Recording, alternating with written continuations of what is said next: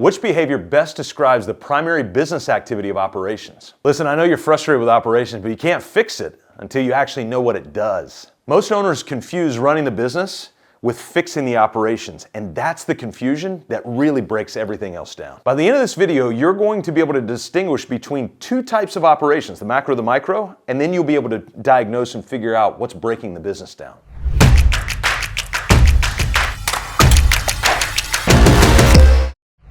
So when we're talking about the operations function within the business activity, I think the first thing we need to do before we get into the kind of the nuts and bolts of the business is just remind ourselves, what's the purpose of business? The purpose of business is to be able to serve each other. Remember this, we don't have connection, we don't have human connection. Business has been around since almost the dawn of time, and a lot of our relationships come because of this commercial interactivity that we've got. So business really is this opportunity for us to be able to serve each other through marketplace, commerce-based kind of interactions, transactions, that sort of thing. And so we get to work and work hard for each other.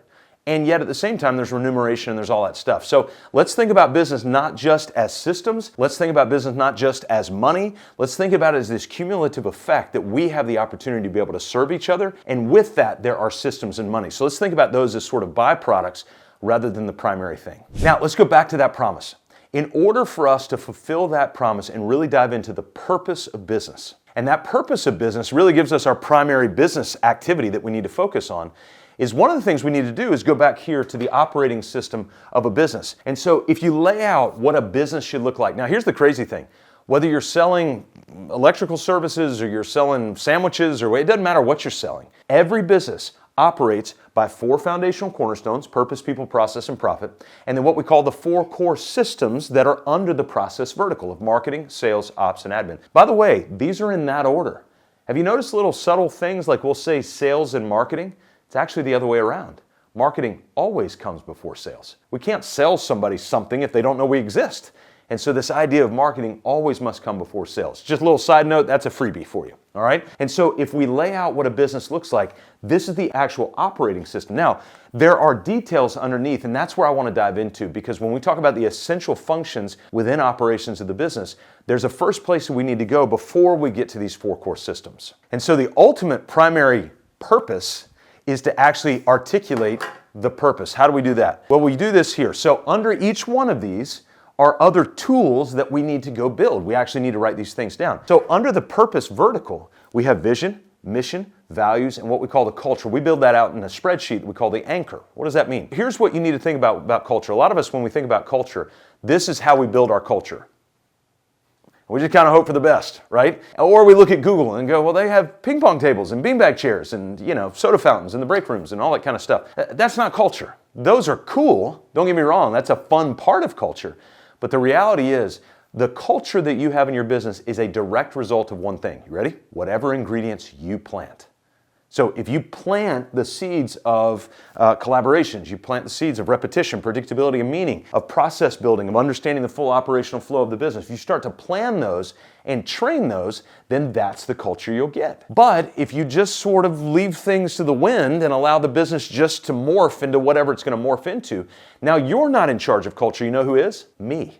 I get to be. The people around you are now in charge of the culture. And then we look back in a year or 5 years or 10 years and we wonder why we don't like the business we started. Why don't we do that? It's because we didn't intentionally plant the ingredients that we want to put in. So we literally want to write out what are those things that we want to do.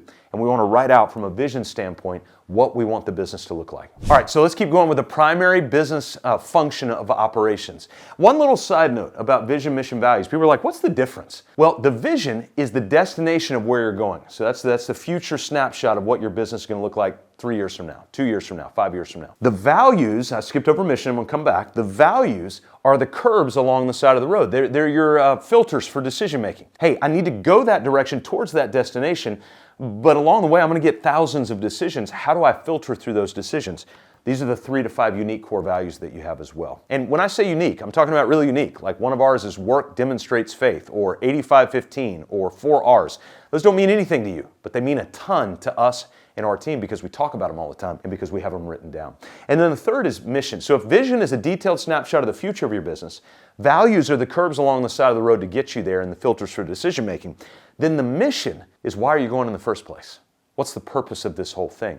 And so when we have these articulated out, now what we've done is we've started to build purpose into our business. Now remember, I said there are two types of operations, and we want to look at the primary function of operations within the business. There's a macro operations, so that's the operation of the entire business. So if we were to take that, I'm not going to paste these up here yet, but if we were to start adding all of these different tools over there, now what we have is we realize these are all the separate things that we've got to build, and that is the business operating, right? Now, there's also another operations, and that is the product. So when you think about operations, think about it in two forms. It's the business that you're running and the operations of that business, and the product that you're serving and how that operation is going to be delivered and fulfilled to the customer. So when we think about the process vertical, the technical operations is just a part of it, but there's an operational function of marketing. That's ensuring that people hear about us. Hey, we're here, we're over here, we exist. Then there's an operational function of sales. That's where we take those prospects that came to us and we sort of walk down the aisle and we get married. Provider and client, there's a contract. Maybe not quite as transactional as a marriage or less transactional. But the reality is the operations, that's what most people think of when they think about the operations. That's really just product fulfillment. That's all that is. It's taking the promise that we made during the sales and we fulfill it. And that's operations. So that's what I would call the micro operations of the business. Then, of course, you have administration as well. So now what we've done is we've articulated the purpose of the business. That's where we're headed, why, and how we make decisions. And now we've articulated the process of the business with the micro operations within, but the entire running of the business is the macro operations of that business. All right, while I'm here, I just thought maybe this will be a good understanding, a visualization for you to understand the full macro operations. So let's talk about the macro. All right, so if I go under people and I put org charts, job roles, schedules, hiring processes, onboarding processes, all of those things there, then we start to see, okay, now under process, there are hundreds of process. Just in the marketing vertical alone, I want you to think about this. There's the website updating process. There's the messaging process. There's the color palette process. What are your brand colors, brand standards, all those sorts of things. There's the social media channel process. There's the get on stage and tell people about our business process. Like all of those are just the marketing vertical. Now, you might be a little bit overwhelmed. Don't be. Because I want you to follow what we call the systems mindset. One of the things you can do with all of this stuff is just start mapping it out. In fact, an easy way to do it is to take your phone, put it on voice memos, and just start talking.